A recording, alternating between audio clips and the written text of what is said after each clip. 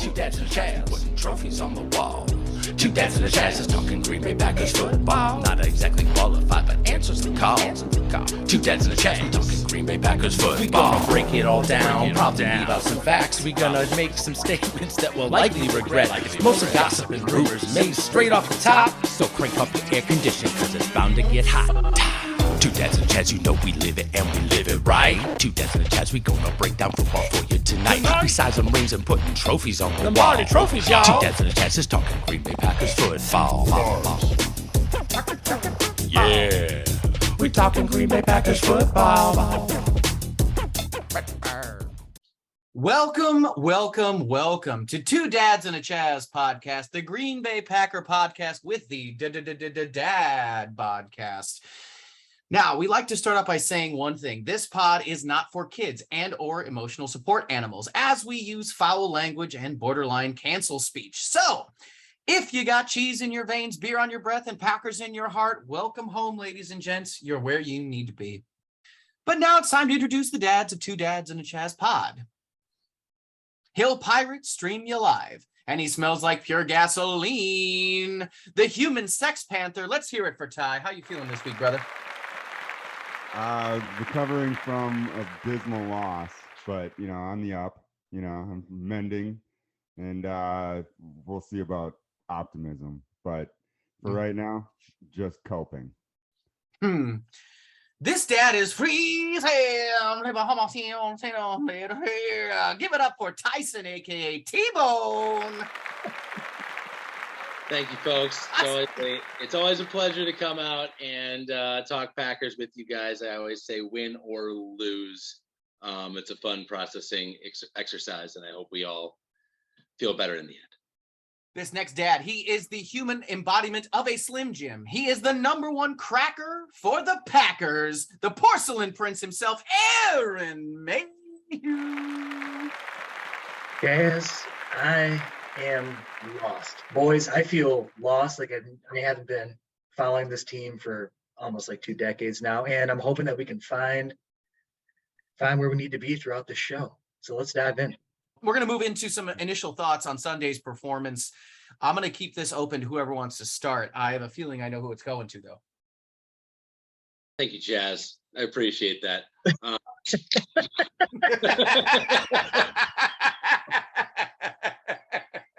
All right, guys, I'm going to keep it simple here. You're going to find this hard to believe because I'm kind of an uppity guy.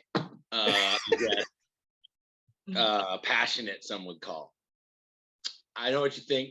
I'm not going to do what everyone thinks I'm going to do. Just freak out, man.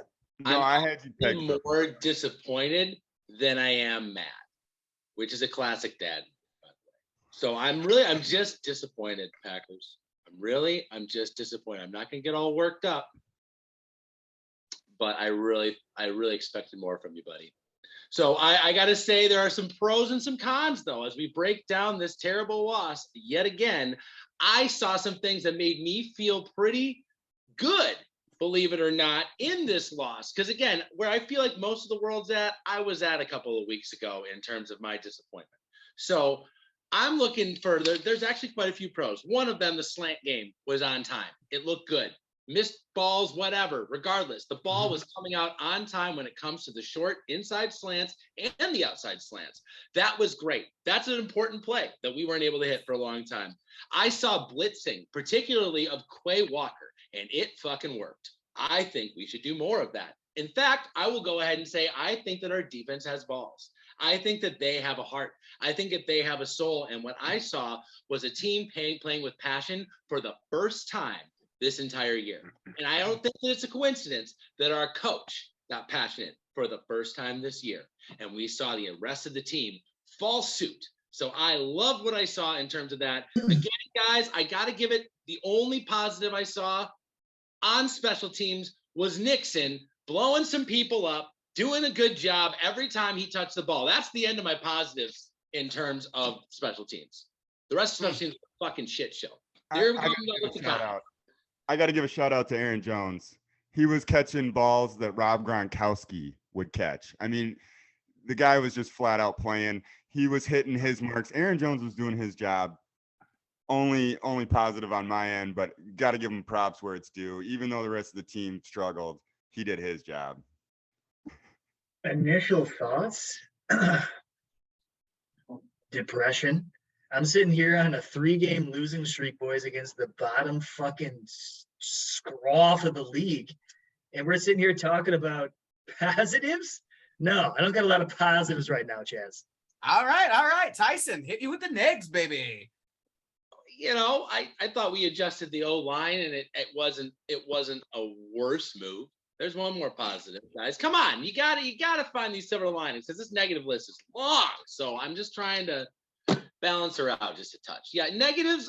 Definitely, wide receiver drops is becoming a soul crushing issue.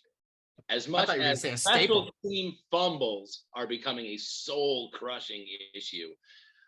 Here's also, we didn't waste too many timeouts. That was pretty cool. We didn't really think we wasted any timeouts. That was neat, right? That was a good thing. But no, I really feel like there's so many issues that we had. And the next biggest one has got to be Rodgers' accuracy, which is just frustrating. And it makes all the other things on the offensive line and everything else worse, that these guys are dropping the ball and that these are not easy catches to make in the first place. And these are pretty standard throws. Oh, offensive line did better than the previous 4 weeks, I would say. We played kind of closer to like you had enough time to run a standard offense. So I was disappointed that those simple plays are now feeling so difficult to pull off. And the accuracy was really becoming an issue. Well, can I ask you then, while you're on your negatives? No, I'm saying to keep going. Can you throw in your bed shitters as well with your negatives? Oh, sure. Oh, yeah. Yeah. Hit me with your game day winners and your lowly bed shitters. Well, obviously my lowly bed shitter has got to be Amari Rodgers, dude. We can't take another mistake, bro. We can't take another mistake. Agreed. Okay? Agreed. I don't think we have a bad history as the Packers with being irrationally loyal with these random players that just aren't fucking good, man. They're all right. They're just not special. The Robert Ferguson. Well, we're waiting on with this. I mean, I could go down the line of all these different wide receivers that we have had on this team that we have stuck with over and over again when we know it's like kind of not there, right? I feel like with Amari, he's the 9 lives have gone. I really feel bad for the guy, but he needs a fresh start on a new team. And I got to stop you right there, Tyson. That's borderline insanity as far as I'm concerned. Okay, number one, I thought this was opening statements, but we're clearly diving into some pretty heavy topics. No problem there. Amari Rodgers returning kicks of any kind. We need to pull that off of this man's plate. He seems wildly uncomfortable. He's turned the ball over, as you said, Tyson, multiple times on the punting unit. He does not seem comfortable in any capacity. And let's just realize what we're doing here and move on. Now, within the offensive scheme, man, I feel like I've seen this guy consistently get open. And I'm not sure if it's because the other defenses don't think we're going to throw him the fucking ball, because I wouldn't blame him. But he seems confident when he gets the ball in his hands. He seems like a good route runner, and he gets separation. Now, Chaz, I imagine you're throwing my face like he was down the sideline on that one play where he dropped the ball. But my opinion on that thing is like, dude, that was not a great pass from A-Rod.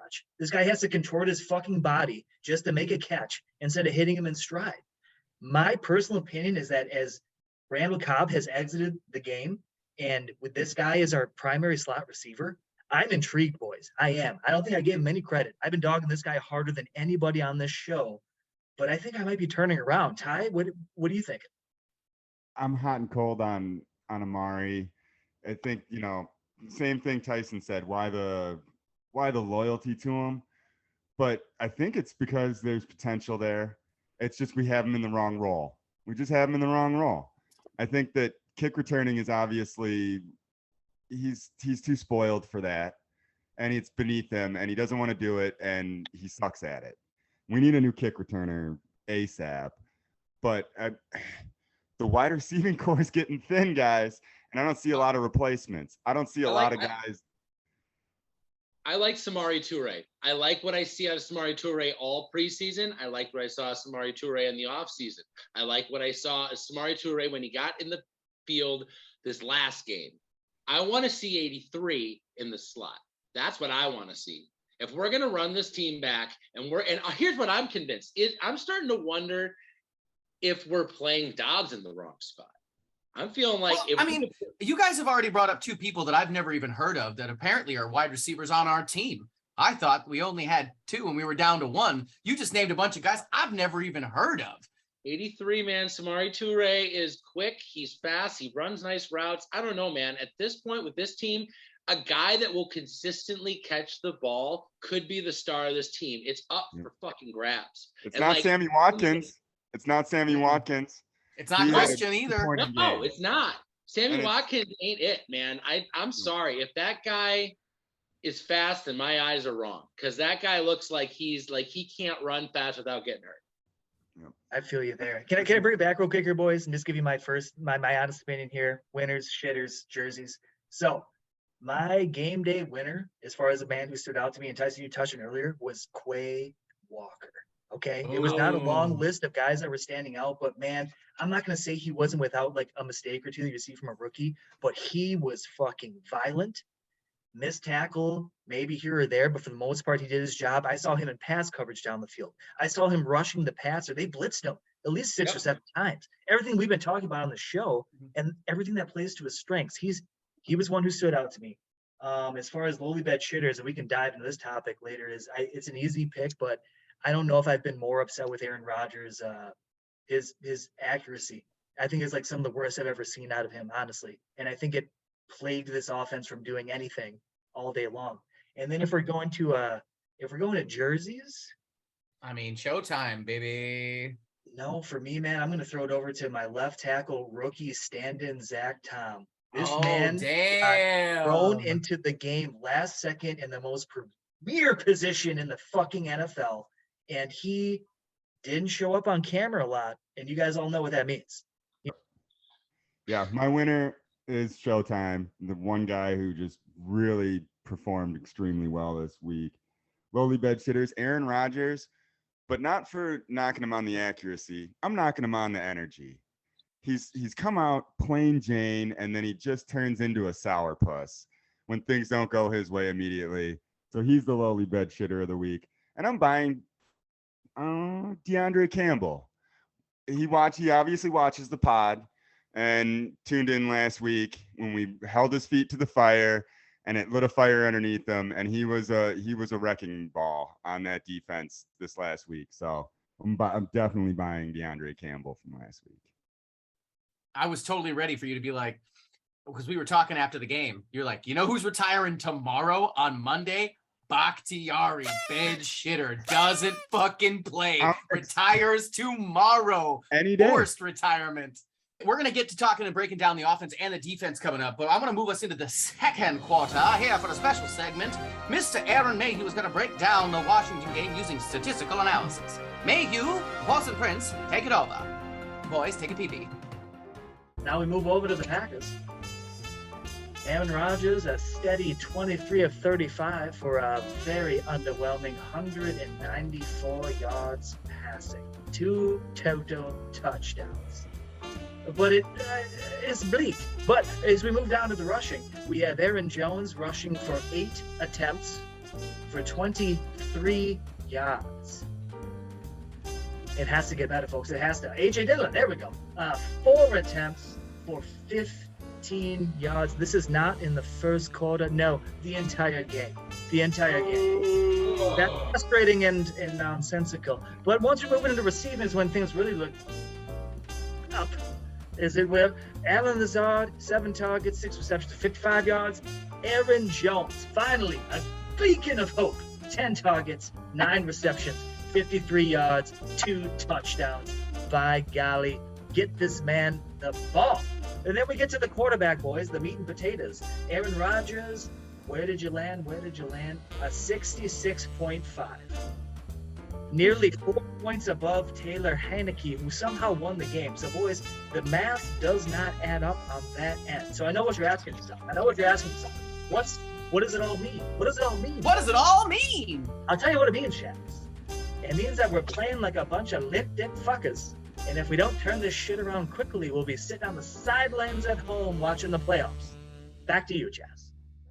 Not getting any traction in your love life? Does mom keep telling you to meet a nice girl and settle down? Holy cripes, then you need MidwesternWifeFinder.com. These gals come in a wide variety of shapes and sizes, like future Karens, Woo Girl from the Boonies, and Han Solo gals for all you nerds out there. They even come in plus size. Look at those flannels. So check out MidwesternWifeFinder.com, the place to find a gal to bring home to mom. Go back up. Ladies and gentlemen, heat up your kettle because we're about to spill the tea. We're bringing it to Cato's Kicker Corner this week, talking about the Bills. Cato, how you feeling? I'm feeling fine. I'm feeling weird. I'm gonna tell you, I'm feeling weirded out by this kicker. I'm feeling more. Well, tell us about it. I'm feeling more weirded out by Buffalo Bills fans. So let's get into it. Tyler Bass, young guy, drafted in 2020. This is the only team he's been a part of, coming out of South Carolina, where he was born and raised. His Meemaw thought he'd make a real good kicker because he had a real strong soccer leg. His Meemaw. He wears a black eye thing under one of his eyes to honor his Meemaw. Talks about his Meemaw quite a bit. Don't know what's going on there, but he's from South. Now, Meemaw and Peepaw, that's Grandma and Grandpa, correct? Yes? Yes? Yeah, I think it would be Meemaw and Papaw. So Tyler Bass, little guy, he's about 5'10". He's a little ginger. You know, his percentages, he's like at 81%. He's had a couple games of like perfect games. They have kind of, the fans of the Buffalo Bills are very enthusiastic about him because he has won them a lot of games, preseason too. They are really obsessed in his social media about what color cleats he wears. He will wear black cleats, and his social media following will erupt about the failures because of the black cleats. So I don't know if that's something we look for. No, that tracks. That juju and that magic definitely tracks. I mean, we cheese up on D, he wears the wrong cleats. Right. I get it. Right. The other thing that I think that's interesting about this guy is that his Twitter following, he's got a couple of followers that comment on all of his social media posts with Big Dick Bass. I'm sorry. Big Dick Bass? Not Big Dick Ginger Bass? No, Big Dick Bass. So I don't know what that's about. I think one of you had a great theory that maybe that's him. Maybe he's got his own social media profile he has made to, comment about his genitalia, because I don't know if anyone else is. Maybe just Meemaw. We'll see. Or Peepaw. Or Peepaw. I'm guessing it's really small. I mean, it could be. I was going to throw it out there. I think that the other thing that is important to remember about our dear friend Tyler Bass, besides his strange cult-like Buffalo Bill fan following, is that he also was the teammate of the gang rapist. The gang rapist? Well, Matt Ariza was the punter. So it was him and a team of about 3 or 4, and he was released, as we all know, due to a very serious civil suit that claimed gang rape and false imprisonment when he was in college. Damn. So I'm not saying Tyler Bass had anything to do with it, but boy, what a shitty shadow to be a part of, because Was it that they couldn't pick his Ginger Bush out of a lineup, or what? Like, what the hell? Here's the thing. I think Matt Ariza is probably. Matt Ariza is a terrible person, and he should rot in a pit somewhere terrible. But I think Tyler Bass, what I think we can use for our own steam is that all the headlines just said Buffalo Bills kicker. Matt Ariza was the punter, but if you do a Google search and you put Buffalo Bills kicker, both of their names come up. So this poor guy is probably wrapped into, like, if you say I'm the kicker for the Buffalo Bills, you know that he probably has gotten punched in the face or slapped because someone mistook him for this other guy. It's hard to see other Buffalo Bills kicker who's not the gang rapist. Right. Caitlin, damn.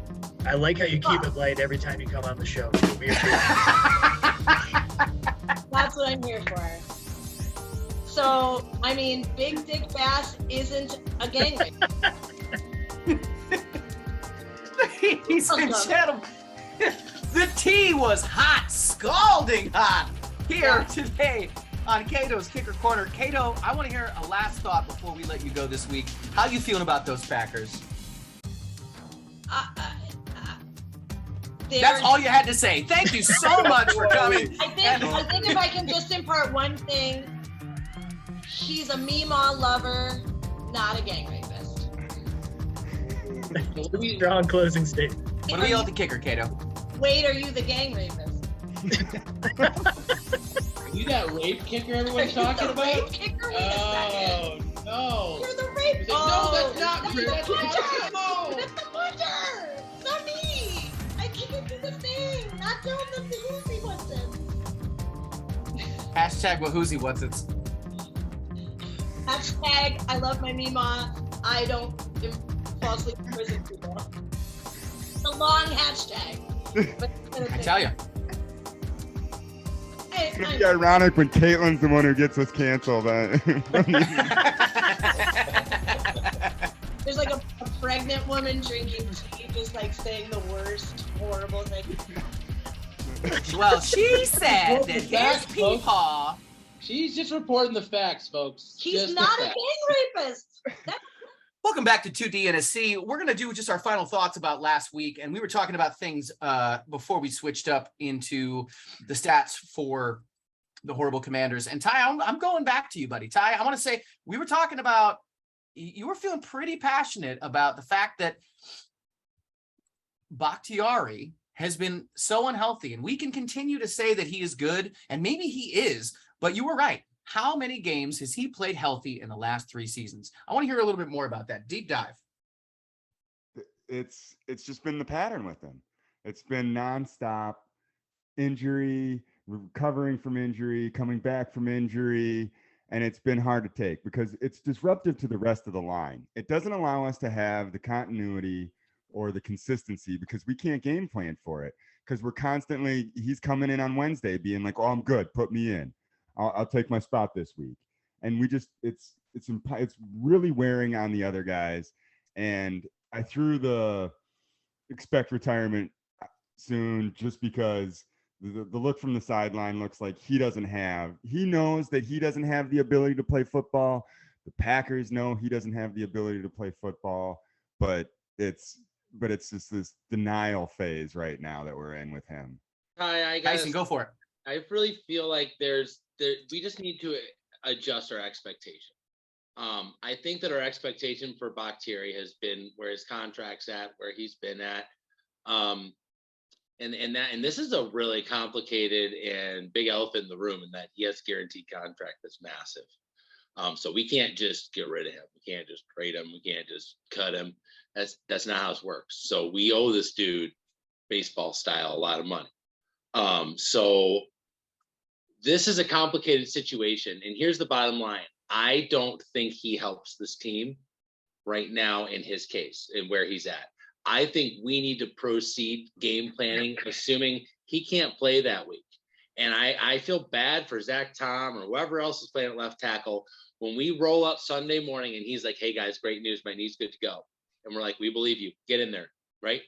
But if he shows up because we had a plane ride or because he did a workout or because something else happened after, because he practiced for a whole week, this guy has to have a different set of rules than the other guys. So we need to stop being like, you can play if you can practice. Fuck that. No, you can play or you can practice. That's your choice. If he can play, let him play. If he can't practice after playing, then he can't practice. Or if he can't play because he practiced, then we need to move on, because I just don't think it's good for the team. Yeah, Tyson, I completely, both of you guys. I think what I read this week was this was the first time, going into, Sunday, was the first time you ever practiced 3 days in a row. They I'm sorry, did you say practice? I did say. Yeah. Nice 3 days? He practiced 3 whole days? They've been really limiting his snap counts, all that stuff, like very, very intentionally to like try to give him the opportunity to play on Sundays. I mean, that was like apparent from like the get-go. So I think they got to like a certain point where he was feeling overly confident, and the player is always going to be like, I want to be out there. I want to be out there. They let him go for 3 days. Everything seemed like it was fine. And then come Sunday at noon, guys, I had no idea. I like ran into the house, like see the game, and all of a sudden I see like who they tried out there on offensive line, and I'm like, what the fuck just happened? They show Bakhtiari on the sideline. Clearly, whatever he did during the week affected his ability to even be there on Sunday, and that's what we need to avoid. Boys, for me, all things aside, Bakhtiari showing up even at like 75% on a Sunday is better than like 90% of like left tackles in this league. This guy has not graded out poorly. He's not been elite, but by God, he's not been like he's not been hampering this offensive line. And I think this was the first week where they've actually shifted to what we've been talking about. They talk about putting the best 5 on the field, right? And we're all like, Yosh Nijman, why isn't he playing left tackle? Finally flew him out there. Took John Runyon, threw him over to right guard so that Elton could get back to where he was the most comfortable and played elite football at left guard. Meanwhile, Josh Myers continues to be absolutely average in the middle. But by God, it felt like, especially if Bakhtiari had been on that field, that's, in my opinion, the best starting 5.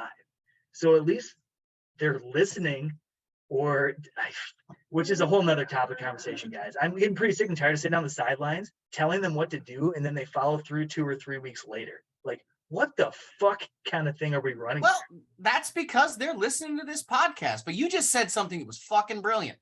Every player that's ever played professional football wants to play. They want to play hurt. They want to play healthy. They want to play. And that comes down to the staff, letting them know who can and can't play. And I'm not talking about people that are hurt and have to go see doctors, because this isn't, the 90s even, that where, they're going to let them play. Or, I mean, they're going to stick a needle in you, sure. But it also comes down to the staff deciding when you're not playing, because how many people have we seen over the last 7 weeks who continuously play positions and continuously worked to do great things for this football team, who literally keep dropping the proverbial ball? And that also comes down to staff and coaching. Now, we can continue to believe in these players and believe in their stats and believe that they're going to get better. But I got to tell you, I'm getting to a certain point this season that those numbers don't fucking matter. And if it's not going to happen, whether you want to play or not, whether you're good for this team or not, it needs to go to this staff, and hopefully they are smart enough and willing enough to make those hard calls. Yeah. Yeah, Chaz, you're absolutely right, dude. I completely fucking agree. I mean, that is well said, because I hope they can. That's really what it comes down to. But as far as final thoughts of last week, everybody take a little bit. Mayhew, I want to hear yours first. Final thoughts last week before we move on to the Bills. Chaz, it's the same symbiotic relationship we talk about like week after week. We're like, offensively, if you can't get third down conversions and move the ball to any capacity, and your defense is on the field for what feels like 70% of the game, and they're looking over at the other side of the ball being like, you guys can't do fucking dick. Like, we're the only ones even scoring points today. Like, Devondre runs in the TD. If we didn't have that, what does the game look like? I know we had one taken away too, but I think I'm just really questioning what we're trying to do on offense. Like, we're trying to force a system with the wrong players. You know what I mean? And on top of all that is a quarterback who refuses to play within that system, from what I can gather. Still pretends like he has like Devontae on the outside, like you can just like kind of like, whatever, when it matters, and then continuously calls the entire team out at every fucking press conference. And that's like a whole nother section in and of itself, boys. Aaron Rodgers, I remember the days where I would get frustrated that players weren't saying enough. You know what I mean? They get in front of the microphone and they just give you like the washed down answers, like you think you're coming. But man, now I'm feeling like that's almost a better way to go, because this guy fucking opening his mouth about every fucking aspect of the game that he thinks should help, playing sideline coach, is not helping anybody. I love how he's like, I don't want. How much of this do you? They're like, Aaron, how many of the stories on you and different things people say do you listen to? And he's like, 0%. And then at the same time, it's like, I'm gonna motivate my coworker by telling you guys what's wrong with his play right now. But I don't listen to that. But they should, but they shouldn't. Like, it's a confusing backwards message to passive leaders' poor attempts at motivating somebody through a pretty toxic negative strategy. But and you grew up in an age of football where, like, when those interviews like started, but you know what I'm saying? Like when they used to actually say, they used to throw each other under the bus a bit. It's such a PC kind of way of football these days that it's like, it's these backhanded, manipulative, passive aggressive ways of being a quote unquote leader. Like, you know what I'm talking about, right? No, there's a handful. No, it's an old quarterback thing. It's the same thing Roethlisberger used to do in the end. There's a point in your game where you are bigger than the game, than the reporters, than your coworkers, than anybody else. And when you feel the spirit be within you, you're going to go ahead and just say something a little controversial to motivate my team, guys. And like, you don't think about the negative consequences that does to the entire franchise. That's why coaches tell you to shut the fuck up and you listen until you were important enough that you felt like you could do it. So this is an old quarterback problem. Yep. He's hurting the team with his words, but he's also hurting the team with his effort. He's also hurting the team with the fact that Aaron Rodgers might not have ever been a football player. He's a quarterback. When he got run over, the play blew up and it came his way. And instead of throwing a block, he got run over. And that's a clear sign that he's not a football player. And I don't think he ever has been a football player. He's a quarterback. Damn. And that's the harsh reality with Aaron Rodgers, is that we're watching a guy who's doing his job and his job alone. And he's not out there to be one of the guys. He's out there to be something different. And it comes through in his words. It also has shown up a lot lately in his play. Aaron? Look, I love everything you just said, Ty. And for me, like, big picture, it's schedule, okay? I look at our last 3 games, which on paper, even despite what anybody wants to say, Giants, Jets, Washington, those are games that you win to go to 6-1 and then control your own destiny going into what is going to be a very difficult second half of our schedule. But what did you do? You fucking shit the bed and you get up on the podium, Raj, and you talk about, well, maybe that's what we need to get motivated against the Bills. It's like, oh my God, dude, you're missing the fucking point. You are not a leader. You're not understanding what's going on. And I'm worried about the second half of the season, Chaz. I really am. Gentlemen, we got to go on into the third quarter here. We got to start talking about next week's game. The Green Bay Packers versus the Buffalo Bills. Let's just go tie with the scouting report of the Bills. The Bills are an excellent football team this year. They are the best team by far that we have faced yet. They have a record of 5-1, and that loss to the Dolphins was by 2 points on some controversial calls. They're coached by Sean McDermott, who is a former defensive coordinator, and you know that guy brings the fire and the heat. He's intense. He turns beet red, and it looks like the top of his head is about to explode, like a damn football coach should look. And his guys respond to it, and they play hard for him. They're good in all phases. They really don't have a major weakness, but their major strength is their offensive line and quarterback. And that is just a combination that if they can ride it this season, they're not going to have many more than that one loss. And by far the scariest team we faced this year. Yeah, I think it's good to get down into a 3-4 hole where you really become motivated to eke out a fucking Super Bowl season. But whatever it takes, Tyson, you know? It takes more every Absolutely, year. dude. As you know, when you get older, it takes more and more to get it up. You know what I'm saying? Well, right. But Next sponsor, I mean, He's also about to get- Roger's dick pills. No. get a half But seriously- for like an unfortunate amount of time.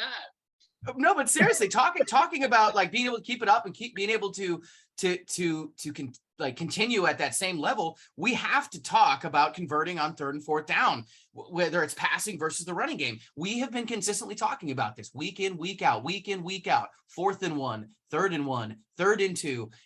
Fucking, how many times have we joked in the last couple weeks? You could fall with a football in your arms and get a first fucking down. But why are we consistently going for 7-8 yard passes?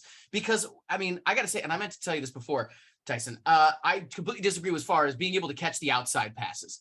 As far as in the slot position, I just haven't seen it most of the season, especially if we're going for first downs. If you're going to do that quick or just the dump pass and hit for the immediate first down, why the fuck aren't we just running the ball with guys like Dillon and fucking Jones for 1 goddamn yard?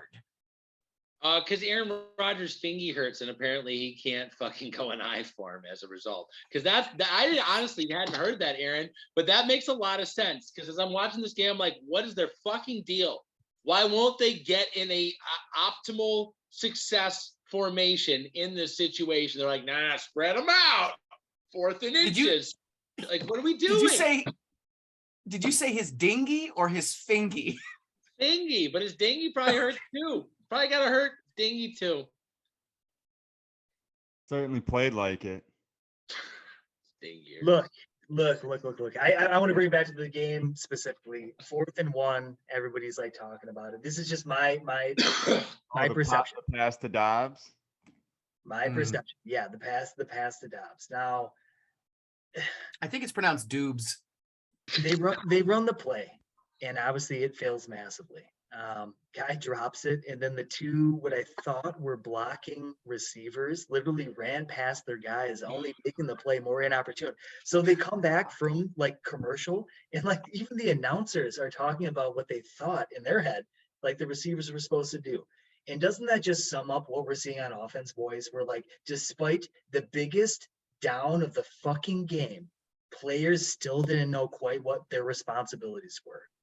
Number 2 is obviously we run the ball. Jesus Christ, 1 yard. You need to have that mentality as a football team where it's like you go into I formation with A.J. Dillon, a guy who as big as he is, I need him to fucking run like he's that large. I'm tired of him sidestepping, fucking double thinking moves, plow people over, goddammit. Right. If Amon The Green was hindquarters of a playing for horse. the Packers today, Oh my Amon Green on a 4th and 1 would have run for 52,000 yards, bud. Half Amon of which Green would have had a fullback named Willie Henderson that Yes. lined up his shit with a big old Bubba Franks tight end and an obvious run formation that you can't stop. That's how you use power backs. You don't go into fucking nickel and don't sit there with no fullback and give this guy a moment to kind of hold on to the ball, let everyone see I got the ball, make a read, and now hit a hole. That's not what he's designed to do. That's what Jones is designed to do. That is not what Dillon's designed to do. If we are a team that's supposed to feature, I want us to go back to Thunder and Lightning. This bullshit where both of them are on the field at the same time is dumb. It's not working. It's a stupid strategy. You have a running back that's a power back and a running back that's a speed outside back. You have a power back that when he has a full head of speed on the outside is almost terrifying to tackle. You are fucking it up by giving him a draw on a quarterback that is not under the fucking center. It's driving me crazy. Watch. I feel a little personally attacked because he said it as if he was saying it to me. I don't actually coach for the Green Bay Packers, ladies and gentlemen, but Ty, thoughts? Bullshit, Jazz. I know what you do.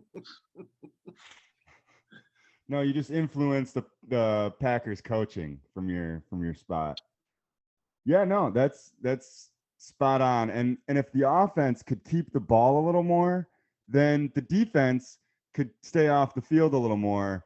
And lately, that's been my biggest issue with this team, is that the Washington Commanders, their last 3 drives, they took 20 minutes off the clock. I am terrified to see what the Bills do. I with all the weapons that they have and all of the skill players, they have everything they need, and they are going to keep this ball away from us because that's the formula.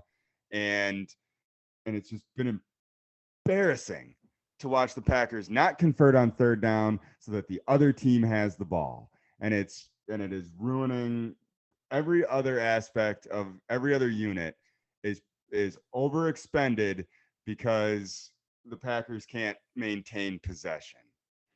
Ty, that's super valid. I want to flip it over to the other side of the ball too on 3rd down. I got to tell you, boys, the most pissed off I've been at a cornerback has got to be Jair Alexander this last fucking game. This guy called for man coverage, wanted to cover their top receiver, and all I saw was in the most crucial moments of the game on 3rd down is Terry McLaurin getting a fucking conversion. No one than the final 3rd down of the game where we get that stop. A-Raj has 2 minutes to get us into field goal position, which is honestly his bread and butter. Ask him to score a touchdown, there's a whole other scenario, but that was an actual game-changing moment. And he just lost one in, right into it. And fucking Alexander all day was getting eaten up by this guy, where I'm like, are you elite? Are you actually elite? Because I never doubted him for a second, Tyson. I never doubted him for a second, but this game had me wondering just a little. Again, we went one extreme to the other. Like you can't blitz every down or else your guys get tired. You can't play zone every down or else your guys get exposed in zone. You can't play man every down or else your guys get exposed in man. I have to which is awesome. And I like that. But at this point, Jair was getting exposed in man. At that point, you got to switch it up. And they didn't. And now we had a dude that was tired getting burnt. And your defense shouldn't be expected to play 50 minutes of the football game. You're right. And on top of that, you can't blitz every single down. How many times did the Commanders blitz us? Almost 0 times. None. Zilch. 0. They didn't have to. They got 4-man pressure. They have Jack Del Rio's decrepit fucking failure ass who's been somehow still employed in this league, even though he's done nothing but fail for his entire 50-year career in the league. Well, I don't understand it. Then all you've done is prove my guy, point. Rogers. That's another one. Add to your list. Jason, he's really fun to have a beer with. I can vouch. So I mean, just not look like give him a shot. Not a fun guy. Just give him a shot, would you? He's a sad dude, full of trauma and terrible stories. I can tell already.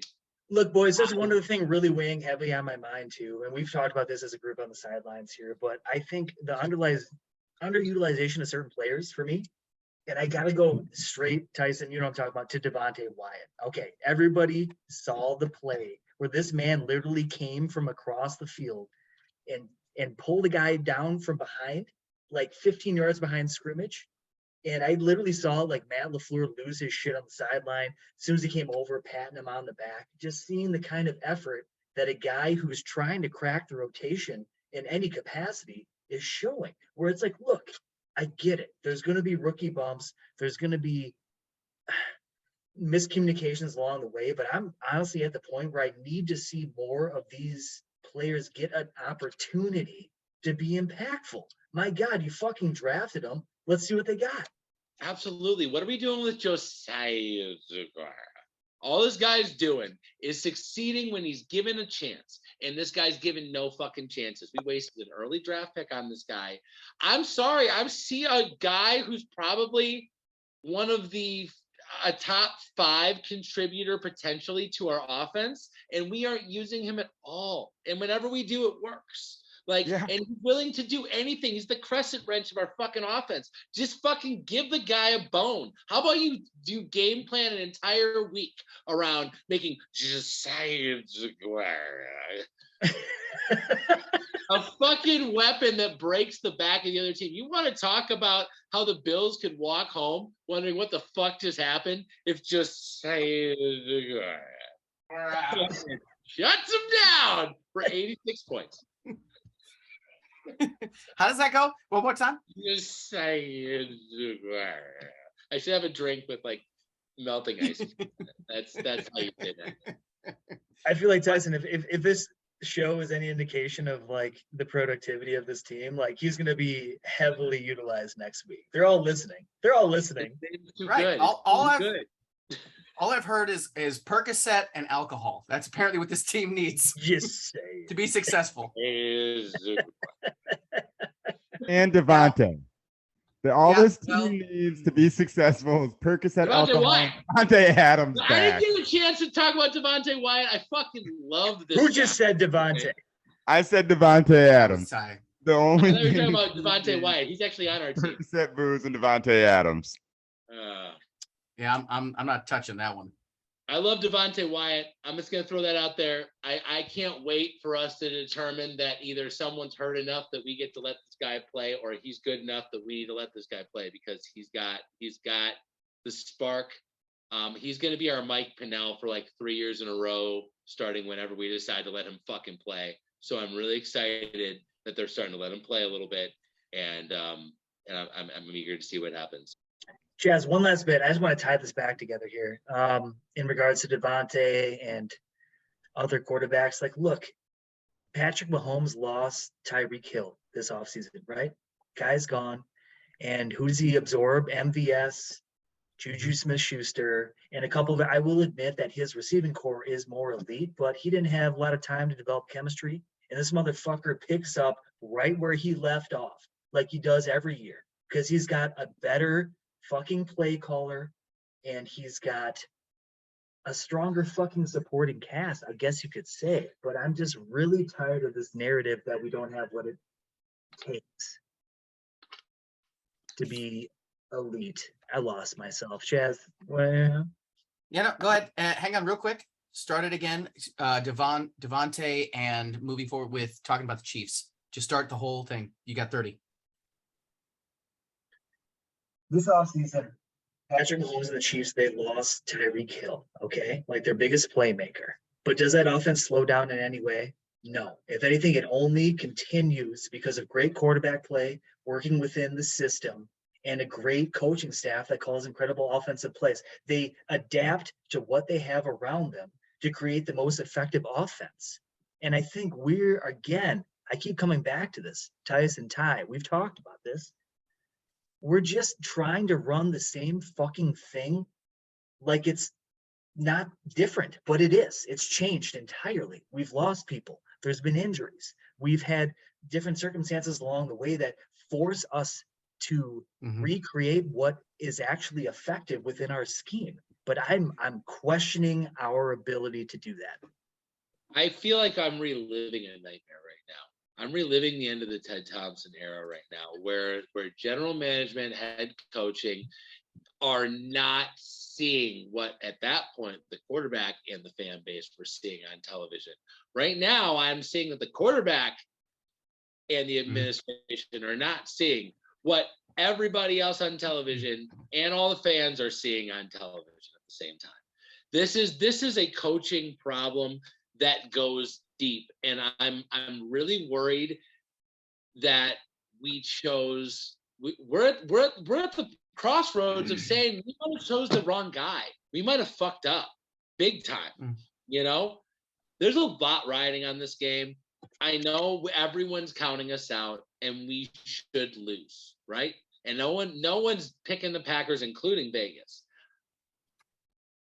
I can't count this team out. It is impossible for me right now. There's too much talent. I've believed in Packers teams that have had a fraction of this much talent. That's because we're Packers Years fans, before. Tyson. We're not out of it I'm until sorry. we're mathematically eliminated. If there's a chance, and down the stretch, if we need Dallas to lose and the Seahawks to win and the 49ers to lose, and we'll be watching weeks 17, 18, whatever it is now, however many weeks we play. Hi, it's and not just that. And now we're mathematically eliminated. We're still in this. Despite the I know crazy- we are, but and regardless of that, I still believe that this team got better. Like, I think we have better players. I think that we are screwing up at the most important parts of this team, and that it's still like kind of fixable, and it has to be. I want to believe in what you're saying, and I'm going to take it to even like deeper depths where I'm wondering about the miscommunication perhaps between even the GM, like the front office, and like the coaching staff, and like what we're trying to achieve here. Because what I feel like is we've built a team I thought wanted to like power run the ball, and then a coaching staff who continues to lean away from that, honestly, and like try to like throw it, play against like your own strengths. and the RPO. And the RPO, you touched on that earlier. And what it ends up looking like to me is like, I'm going to put it in this form. So it's like it's almost like a muscle car, right? And it's just really, it's like poorly constructed. And I think at the end of the day, it just has a hard time staying out of the fucking shop. You know what I mean? Isn't That's that a like brilliant statement, Aaron? That's a brilliant statement. in a nutshell? In a nutshell, Chaz, it is. Yeah, not your best analogy, but I'll take it. It's this sweet, sweet ride that on the outside looks like it's performing, but on the inside, Yeah, it's a Chevy Nova, the OG one, before No, they there's a went and made it timing look like a issue. Toyota Corolla. It's a timing issue. You order the right engine. You know it's got the balls. You know you have the right suspension. You know you have it. You just have some fucking idiot that somewhere screwed up in this install and ordered the wrong part and you need the parts together. It's like, it should be fine. Boys, it's passionate. I love it. But we have to go to commercial Right. number 2. Hey, coach, are you tired of pulling your hair out during games? Is the stress of the game ruining your whole week? Is your Pee-wee team just not following your scheme and the QB is blaming it on everyone else? Then you need LaFleurex.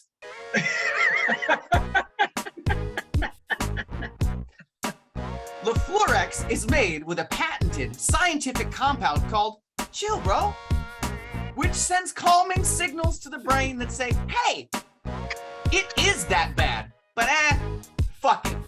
LaFleurex may cause shitty play calling, fan outcry, poopy pants, resignation sickness, stank face, and of course, cotton mouth.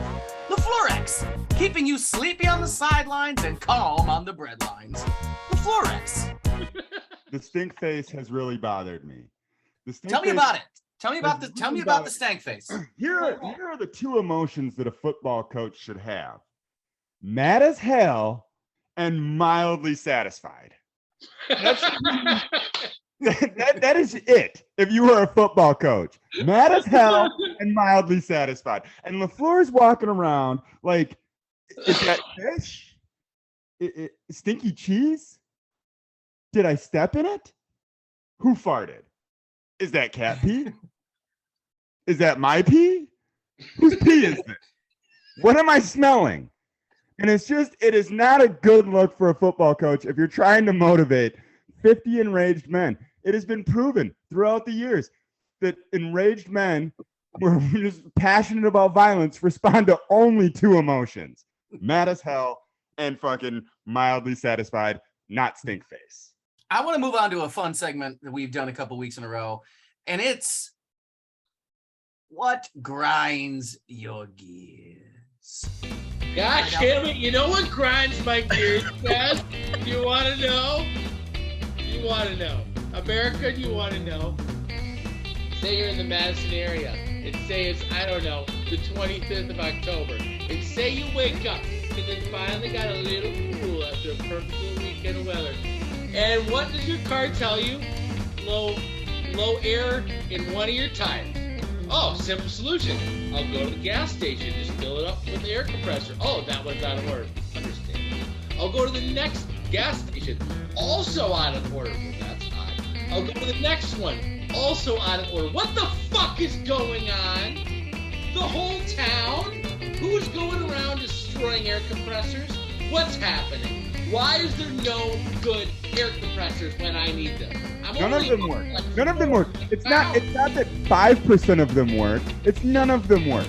They're No, the all whole junk. reason of the East Side is down. What's going on? Who's on this? Is there a team of people? Because like everyone needs air right now. How many people are pissed off about this? I can't be the only one.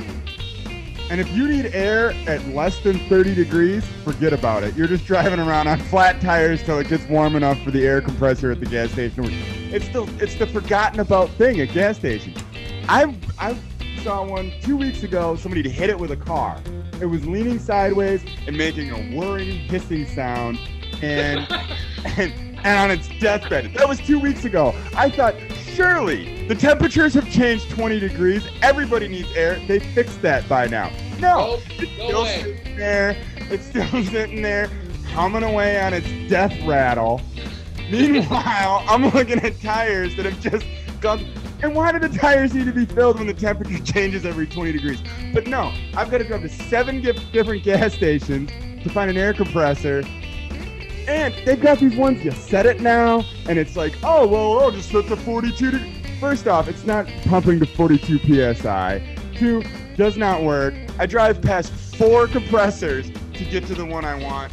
Oh, it also goes beep, beep, beep, but it errors. The same sound is like, oh, it should make that sound when it's good. It's like, oh, no, air. Yeah, you just lost another 6 pounds of pressure. You might want to keep driving. You're almost out of air. Thanks a lot, shithead. You just made my problem worse.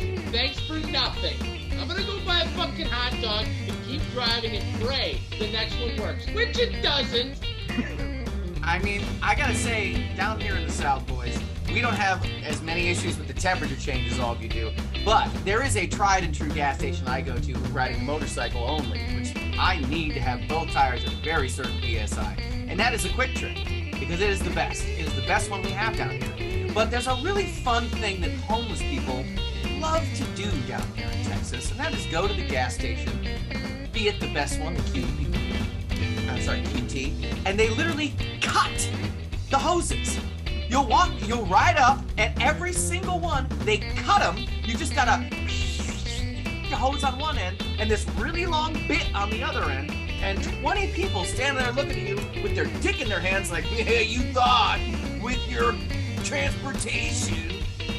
Fuck, dude. Let's take it to the fucking man. Man, it is. Oh, yeah, you think you got problems. Yeah. Oh, yeah, your car you own that you drive to your house. Yeah, it's out of tire air. Problem. That sounds like a big problem. How about this? It's on a tire air problem, Fred. That's awesome, actually. I kind of love that. Like, that's my brand of terrorism, honestly. I mean, as much as that would piss me off to no end, that would be better than what we got going on in Wisconsin. Where it's just like, I don't know, who does repair those? I don't know. We just spent $700,000. We spent $700,000 replacing every one of these gas tanks we just put in 5 minutes ago. but the air compressor is from 1938, and you'll get your quarter back, but you got to plug it because it's back from before air was free. Well, fellas, that is a wonderful segment of what grinds my gears. Here at 2D and a C, we like to give a special cutout piece of portion of time here to one of my favorite guys, T-Bone. This is T-Bone's rant of the week. Hit it! Hey. So listen, folks, I got a lot of thoughts that pierce through my mind at all times. And it's not always so easy to get them all out. But here's what I'm going to break it down. This is really a message to our coaching staff, okay? As one of the dads, the 2 dads in the Chaz, I'm going to give you a really solid, like just dad parenting advice, little unsolicited piece of advice you might want to help me. God damn, let me do it again. Dude, I'm sorry. I'm sorry to throw you off there. You were like in the zone. I apologize. You were, but it was really fucking funny. Can I intro Tyson? I'm going to intro you Oh, again. no. I can just start. I think we can use the Aaron stuff, and I'll just get in. All right. Just hold still. Talk for just a second so the screen is on you. Okay. Hi. Okay. So listen, folks. As one of the dads, as two dads and Chaz, I gotta say there is some dad advice that I feel I gotta give to this coaching staff, because a lot of our issues I feel are parenting issues. Okay, so in the world of parenting, it's not about how you plan, it's about how you react. In my professional world, I can prep my way out of most of my problems. I can just prepare and prepare and prepare and prepare and prepare, and that's enough. And I can just show up, and I know there's no way I'll be out of this because I prepared for it. But in the parenting world, you can prep all you want. But when that morning comes and Jimmy has a tooth problem and he hurt his foot and now we can't find his left sandal and we got to switch our whole plan, you got to roll with the punches, okay? Jimmy is incompetent, but he's a child. And it's your job as a parent to not take it out on Jimmy, but to rise above the situation, overcome it, and come with a new plan. It's not about your plan as a parent. It's about how you react to the situation, all right? I think in the world of coaching, you think, hey, I can just plan up a great old scheme. It's going to work because I planned and I planned and I planned and I planned. But at this point, it's not about the plan. It's about how you react to the situation. This is a classic case of parenting, okay? And there's parent solutions that'll actually work. Aaron Rodgers hasn't had a parent in a long time, okay? He's not looking at these kind of solutions. He needs a parent. I'm sorry. He needs a daddy at this point.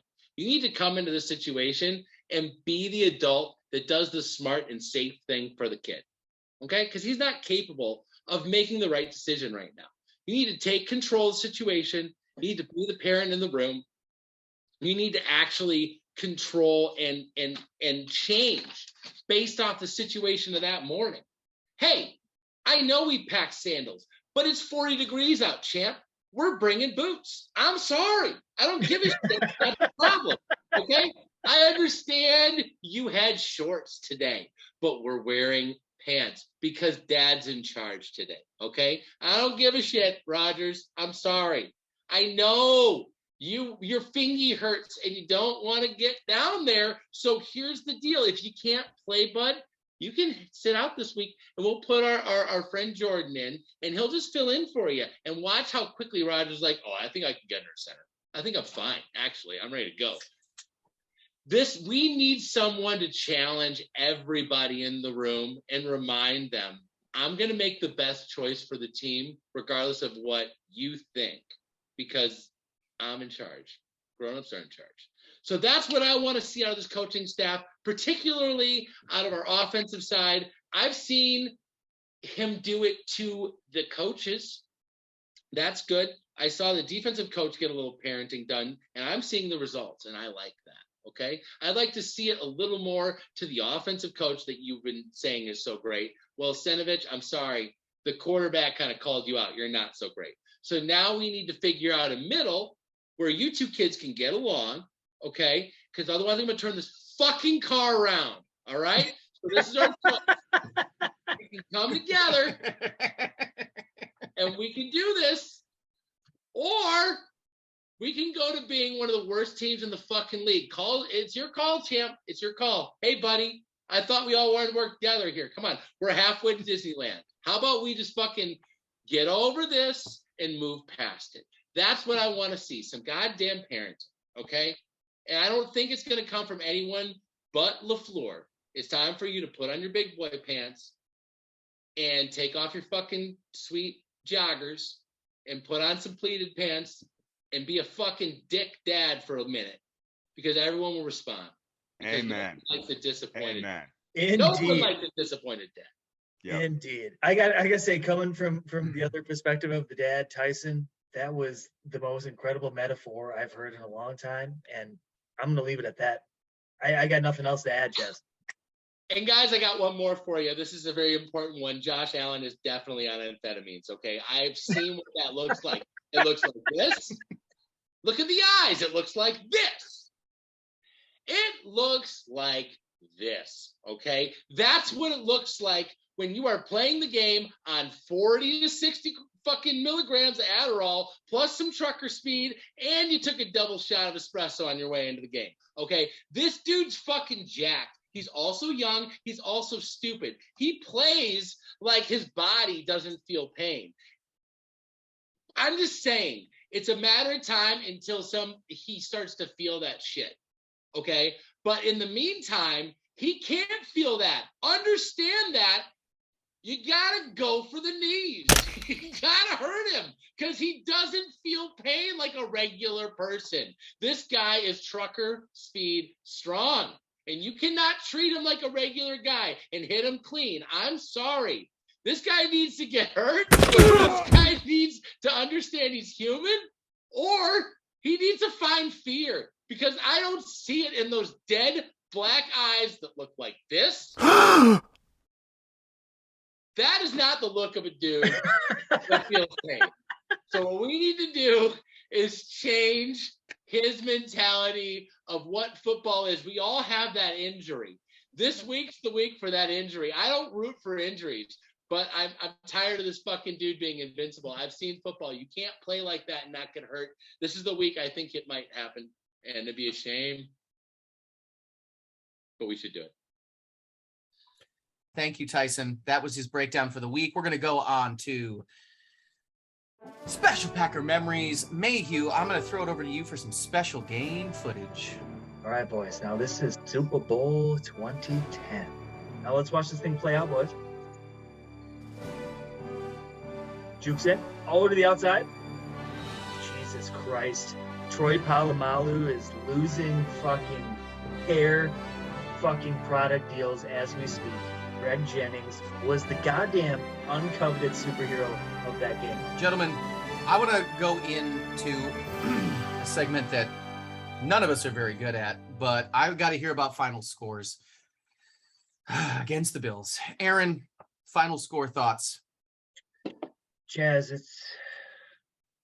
I've overcompensated for what I thought this team's abilities were, like every single fucking game this year. And I'm sorry, fans, listeners out there. Like, I don't think we're going to win this game.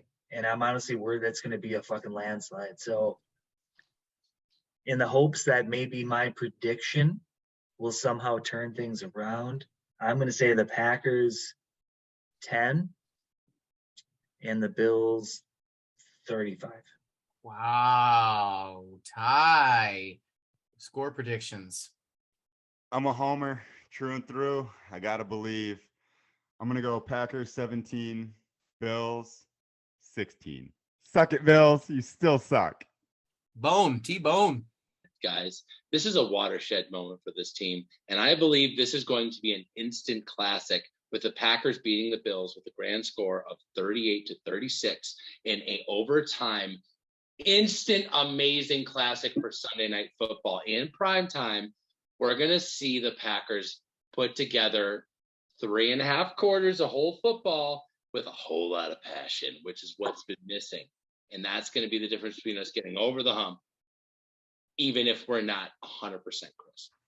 I'm going to say it's going to be 24-21 for the Packers, and it is going to be a tooth and nail kind of game. Yeah. Ladies and gentlemen, thank you so much for tuning in to 2D and a C. We have had nothing but an amazing time making this podcast for all of you. I want to say thanks to our special guests this season. I want to say thanks to the sponsors that don't actually exist. I want to say a big round of applause to my D's and my C and my Ty for coming and creating this. I want to end this podcast. Oh my God, Cato's Kicker Corner with the hot tea.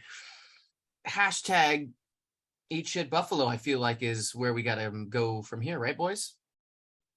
Yeah, big old bag of shit. What I say. 3, 2, 1. Hashtag Eat shit Buffalo. Big old bag of shit. A big old bag of shit. You still suck. Ladies and gentlemen, here at 2D and a C, we're going to bring you something special and new this week. We're going to give it to a special guest who is joining us live tonight. He's one of the best. He's one of the greats. He's been there. He's seen it all. World War I, World War II, the automobile, Tupac. He's here with a special message for Matt LaFleur. Special guest to Coach. Take it away, Coach. You know, Matt, first time I saw you, I thought, boy, that's a good-looking guy. You know, most great coaches, trainers I know, are repulsive, smelly, problem drinkers. We don't own bands with pockets, but you, good-looking guy, nice even face, no stains on your shirt.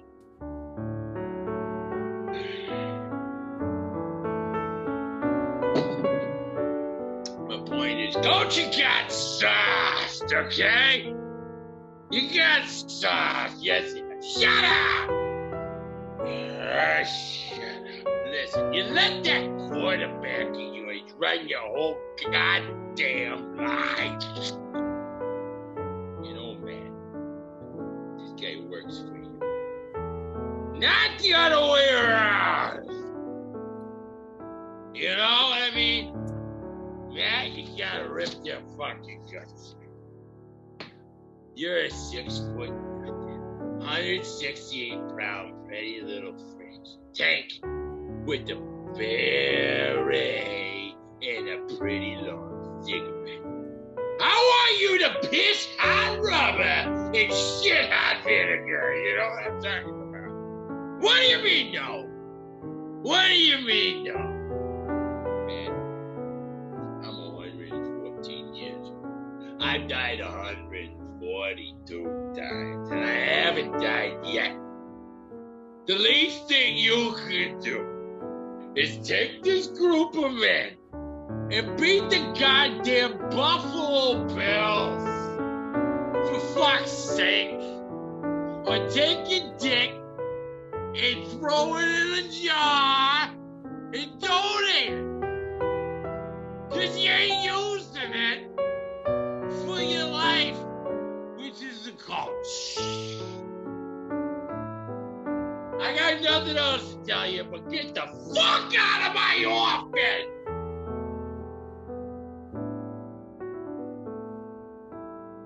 That was Coach. Speaking some truths, speaking some lies, making some things up.